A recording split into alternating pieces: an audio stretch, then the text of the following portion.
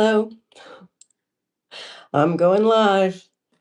Let's see if anybody is going to come join me. Whoa, this is crazy. I'm still not understanding why. Let's see. Um,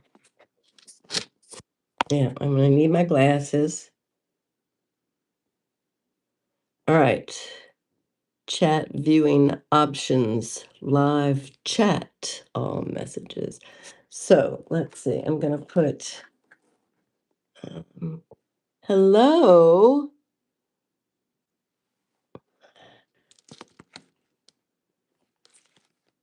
I'm going to try to get this where it doesn't fall, and I'm not sure why it is falling. Let's see.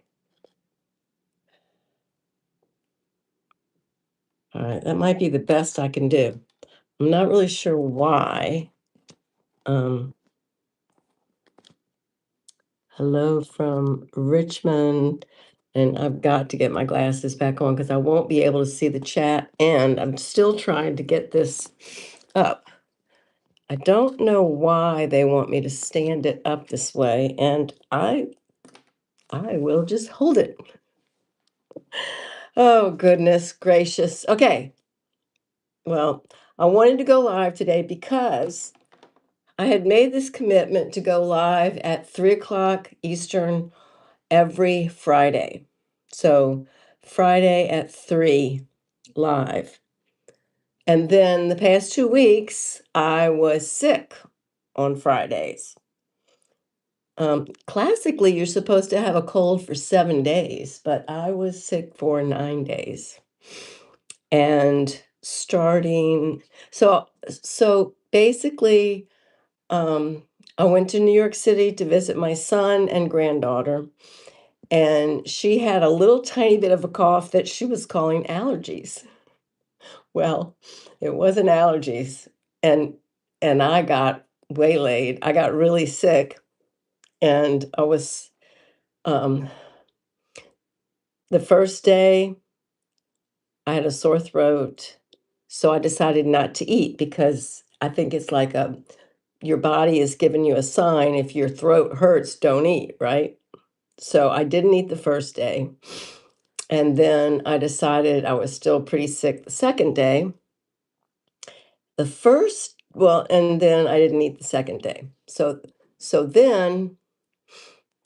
I didn't eat for 2 days and I wasn't getting any better. And it was time to um, drive home with my son, drive back to Maine. And so,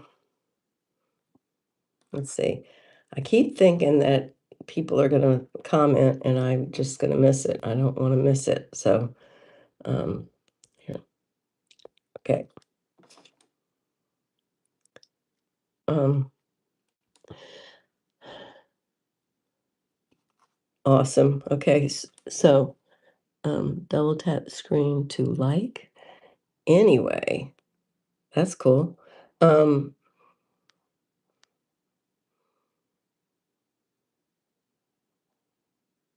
I wish it would just stay up there, but I'm just not sure why it doesn't. But okay, so then the first day that I was sick, my blood sugars were very, very low. Now, okay, if you're new to my channel, I've had type 1 diabetes for 55 years. I've been low carb starting in 1996 when I found Dr. Bernstein and went low carb on June 2nd, 1996. Um, and then I got to be carnivore 7 years ago. So I have a lot of experience. I am 71, I'll be 72 in a few months. So that's my little bit of a history. But I want to tell you about this illness. So the first day, my blood sugars were very, very low all day long. It was really weird because, in my experience, when you get sick, you have high blood sugars. So I was kind of confused that first day. And then the second day, I woke up with very, very high blood sugars. It was 290, which never ever happens to me. So that was crazy, and I had to take a whole lot of insulin. If you go on my um, Instagram, I've told all about it. If you go on, it's Amy Fields Perrin. Anyway, so the third day, I decided to go ahead and eat, and I had a little bit of Dunkin' Donuts bacon on the way out of town. Not their snack bacon. You have to ask for plain because their snack bacon has sugar in it. But their plain bacon, they'll substitute for you. So I had that on the way out of town, which was basically like one slice of bacon. It was very little. And then I had a meal later that day after we got in town. Excuse me. I am still coughing a little tiny bit. So, um, then we had the weekend, Easter weekend with my whole family. So basically, what I had to do was sit in the corner and from a distance just kind of wave because I could not, no hugs. It was terrible to be around family, no hugs.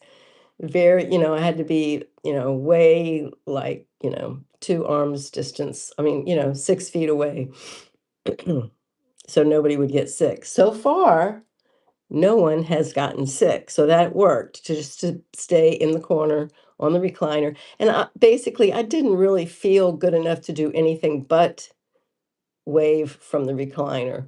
So that's what I did. And so, I was just sick for a few days. It developed into a cough. I started feeling better after a couple of days, and I got to get some water. I hope this doesn't fall while I get up. I'm going to get up and get some water. Just a minute.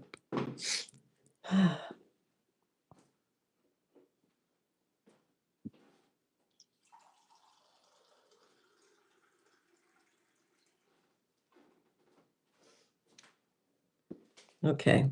I got spring water that I collect myself from a spring, and I need to go in a couple of days. I'm probably going to go on Monday. Yeah. So, unless I get to go when I'm going to visit my daughter's family, they've got a spring where they live. I don't know if people are going to have time to do that then. Probably not, but I'll see. So, anyway, for days, I've been coughing up mucus. I'm sleeping better. I'm not coughing like during the night, keeping me awake, which is that is really good. And I'm much better. My blood sugars were high for about 4 or 5 days, I think. I don't know. I write everything down in my book, and so today is the first day that they're not high. Oh, yesterday they weren't high. So 1, 2, 3, 4, 5, 6, 7, 7. So 7 days of really high blood sugar, which is interesting because 7 days is the classic cold. But anyway, I had the first day of very low blood sugars where I only took 8 units of insulin. Usually I take about 10 total. I've been working on this healing thing for a really long time. That's why my um, insulin requirements are fairly low. But during my recent cold, I had one day where I had to take, most days were 17 units, one day all the way up to 19 units to keep my blood sugar good. And it never was good it just wasn't. And then yesterday, I was able to take my normal amount of insulin and still have good blood sugars. And so that was really good. And oh, goodness.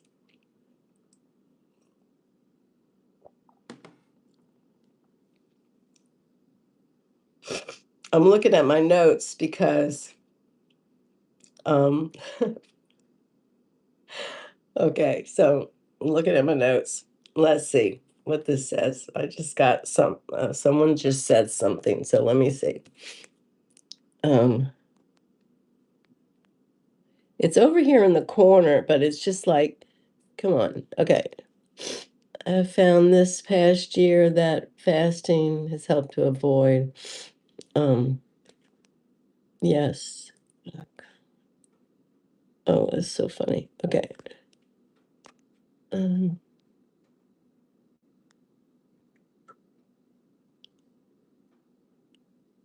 thank you. Thank you. Okay. That's what I was thinking, fasting. But um, what happened with the fasting was that I got really weak. Like I could barely stand up to get dressed. And that's when I decided I really needed to go ahead and eat because what happens to me when I fast is I lose too much weight. So my normal weight is between 112 to 115, which is already low-ish.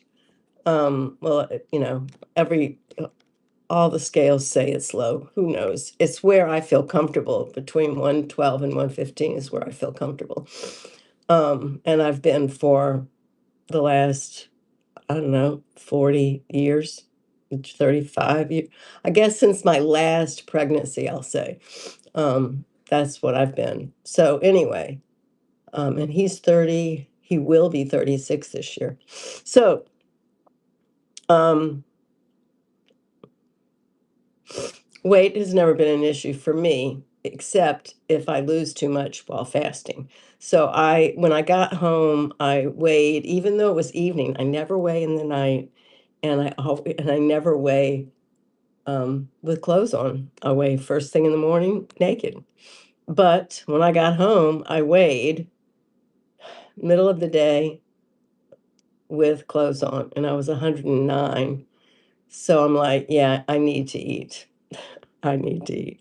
So anyway, I did not fast, but just the 2 days.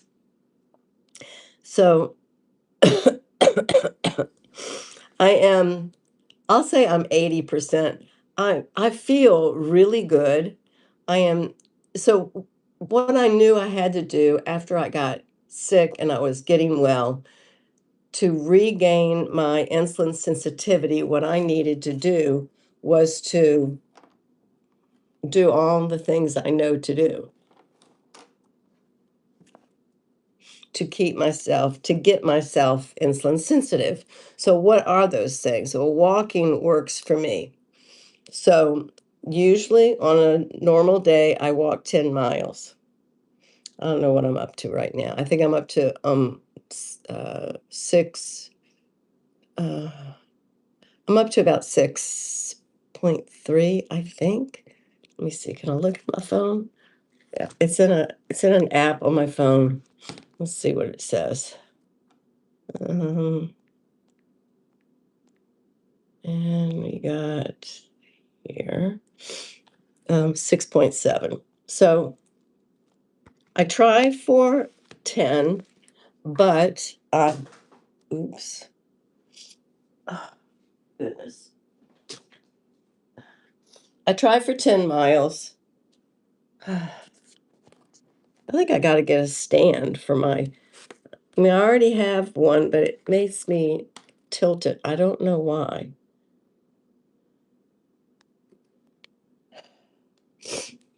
How would you do with exogenous ketones? Um,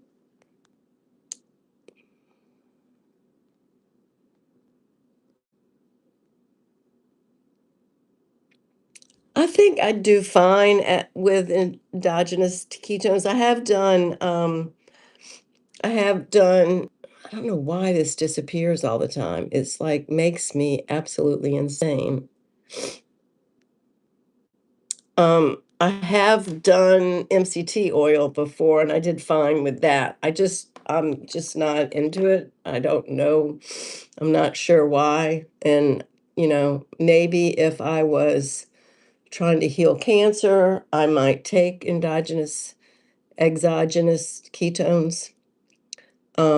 I do measure my ketones every couple of days.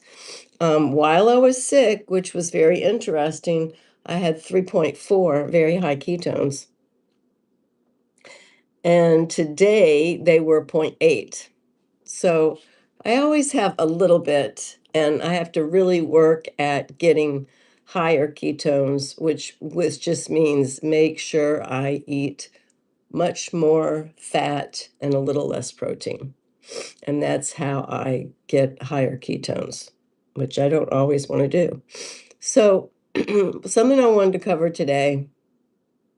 Let me see if I've said everything I wanted to say about the illness. Oh, I haven't. I was in the middle of saying what my plan was to get back to um, insulin sensitivity was to make sure I was walking every single day as much as I could. So for me, it's 7 to 10 miles. Most days I get 10. If I am really busy doing other things, I try to at least get 7. So that was the first thing. The second thing is concentrate on better sleep. And there's a lot of ways to do that, but try to be calm when you're in your bed. And what can I say? What are the other things? The other things are trying to be calm when you're in the bed. Hot bath before bed. And I hate to say this, but turn off my CGM alarms. Now, that takes trust that you can. I'm not telling other people to do this because a lot of people really need those, especially if you eat carbs. If you eat carbs, so you're taking more insulin, then you need those alarms on during the night. And this is not a recommendation for anybody. I'm not a doctor. This is only what I do. I take such little tiny bit of insulin, especially overnight, that I am never in danger of too low a blood sugar. So I can um, turn off my alarms, and it's my business that I'm doing that. And what else am I going to do to get my insulin sensitivity is make sure I don't eat too much at each meal. I eat a moderate amount of protein and a high amount of fat at each meal, and that really helps me get insulin sensitive. Um, what else? Um, I mean, that's about it. That's what I can do. Uh, and that's what helps me. It's mostly the walking and not eating too much at one time, not eating too close to. I try to eat well before 6. Um, I try to eat earlier rather than later when I can. Most days I'm eating around 5. Um, if I have to, I might eat at 6, but that makes a big difference in your sleep.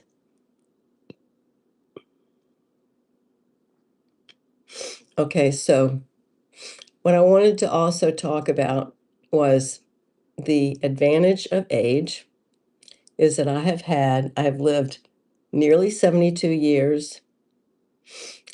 Well, actually, when you're your age, that means you've already lived that. So I'm in my 72nd year. So I've lived a long time and I've done a lot of different things. So I have a lot of experience, which means hopefully I've learned a lot. So through my different diets, when I mentioned that I started very low carb with Dr. Bernstein in 1996, that's a long time ago. That's 30 years. So I have the privilege of being on a low carb diet for 30 years.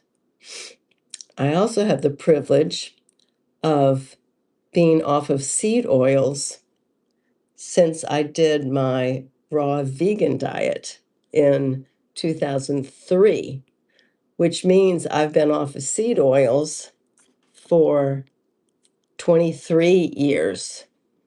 And I feel like that's a real privilege because most of us carnivores only quit seed oils when we became carnivore. But I quit when I did raw vegan diet because all seed oils are cooked. At that point, we only used extra virgin, raw, real olive oil. So I've been off of seed oils for 23 years. And I also want to say that about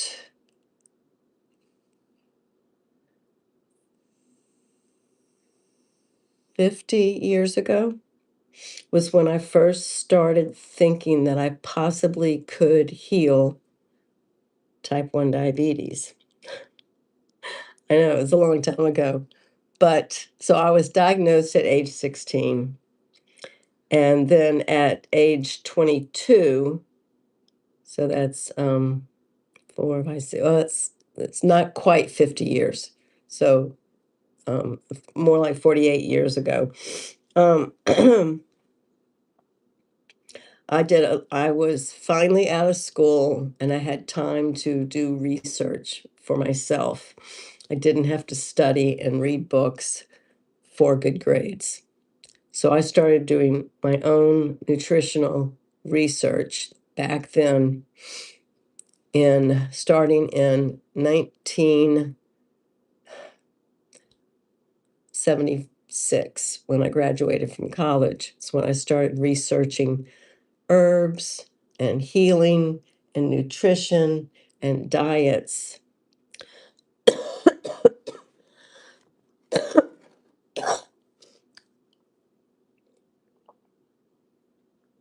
Because,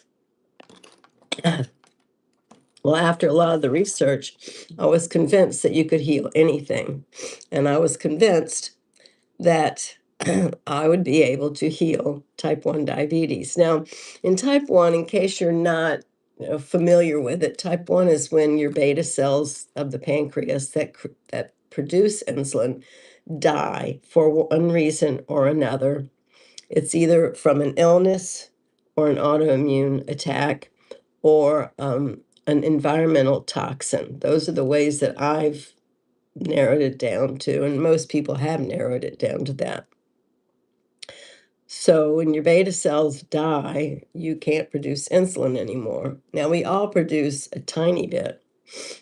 So I believed that the beta cells could be regenerated if we could learn how to turn off the attack, the autoimmune attack.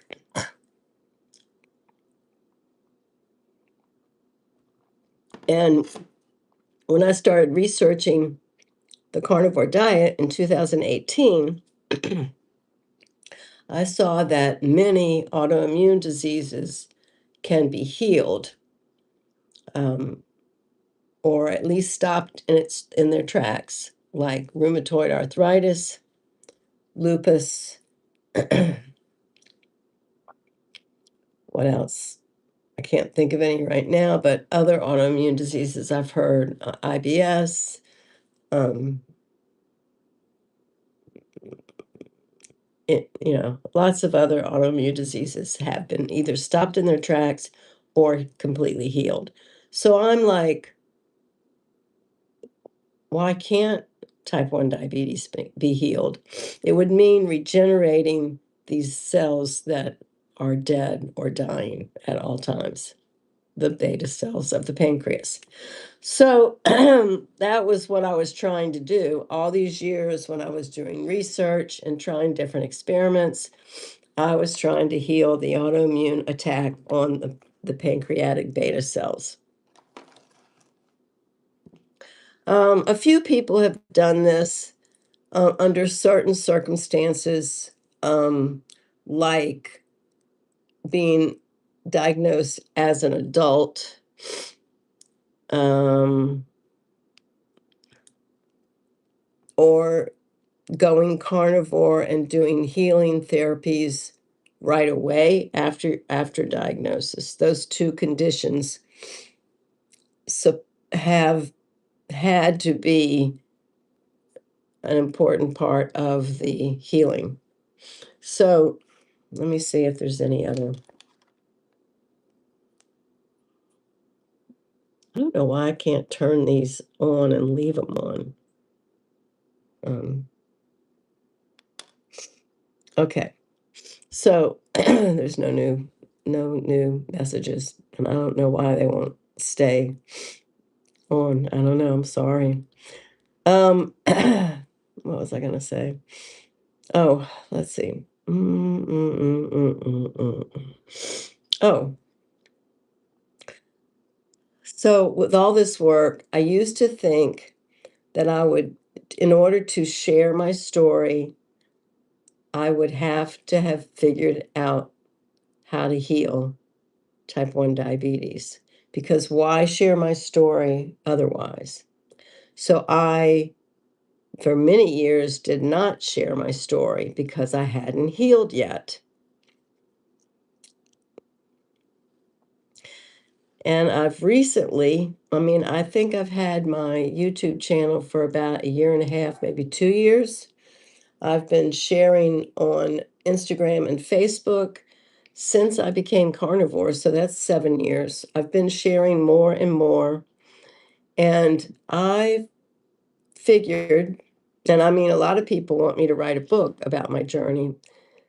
The reason it's interesting, my journey, is that on a really good day, I take about 8 units of insulin. On a normal, regular day, I take about 10 units of insulin.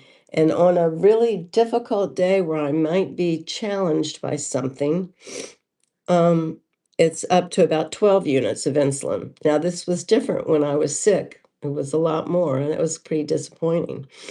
But on a normal day, it's right around 10 and a half units of insulin with very good control. And that is actually very remarkable because most type 1 diabetics take a lot more insulin. And why is that important, you may ask? Well, maybe it's not important. I have an open mind. Maybe it's not important how much insulin that you take. But if you listen to Ben Bikman and Dr. Ken Berry, they they teach about that you want your insulin low, even as a non-type 1 diabetic. Just as a person, you want your insulin needs to be low. You want to be very sensitive to insulin because you are healthier, you're metabolically healthier when you don't have to use a lot of insulin, your own insulin, to metabolize in your body. So I figure as a type 1 diabetic, it's good to have to take less amount of insulin.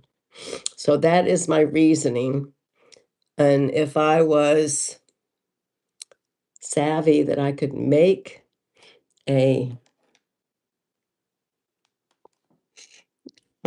yeah, okay, I'm gonna read this. I'm gonna read it. Let's see. My wife is type 2 diabetic. She is battling a cold right now for glucose in the rise. Even, would you please not go away? Uh, stricter carnivore. She gets frustrated by the interact, even colds.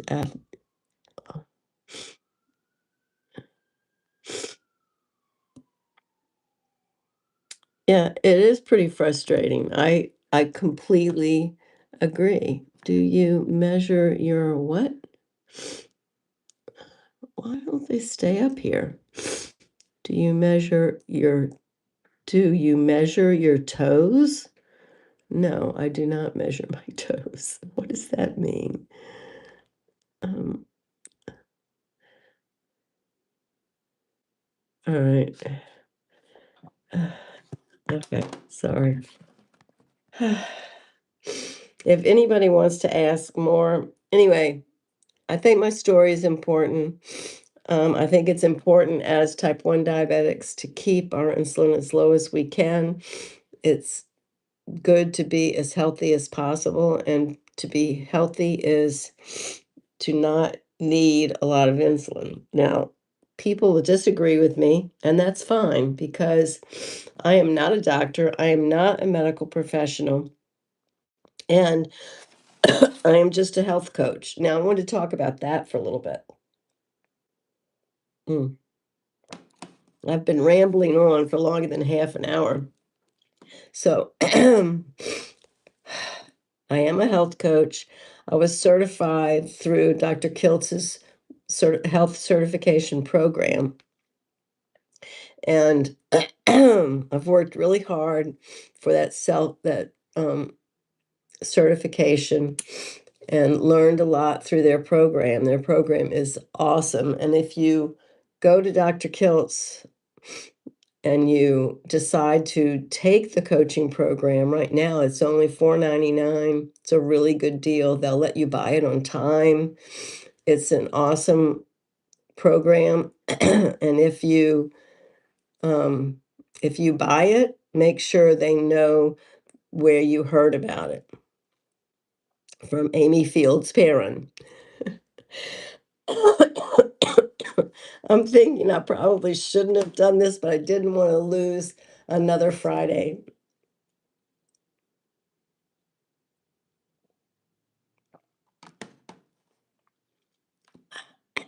So, my main coaching is a group. I coach, I do group coaching. It's by the month. We have a Zoom call on Thursday nights at 7 Eastern, and we have a group, and it's a small group, so everybody gets personal attention, and and we have a really good hour-long Zoom call every week. Then we also have a WhatsApp group where we can share videos. We can share like pictures of our food. We share support, um, or ideas. I share sometimes how many miles I've walked, what I'm eating, different things like that to support each other and encourage each other. And it's a really good group. So if you want to join that group, you can DM me on Instagram or Facebook Messenger. I'm Amy Fields Perrin, both of those, and Brisket Boomers here. And if you comment here or on any of my YouTube videos, I'll answer you then, and we can get together, and I'll help you join. It's an awesome group. So I will post this on my YouTube channel after it's downloaded, and I'll share it on my Instagram and Facebook. You guys come follow me on Instagram. It's AIMEEFIELDSPERRIN on Instagram and on Facebook. I am feeling so much better, but I am out of water and my voice is getting scratchy. So I hope you guys all have a really, really fun and good Friday night. Let me know if there's anything else you would like me to talk about. I will be back next Friday at 3 Eastern. And if I think of something that I really need to share, that I really want to share,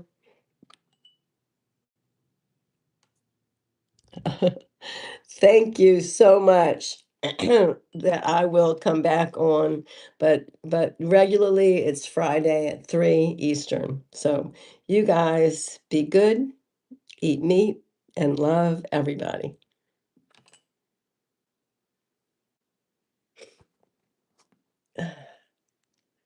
Okay, let me finish this up and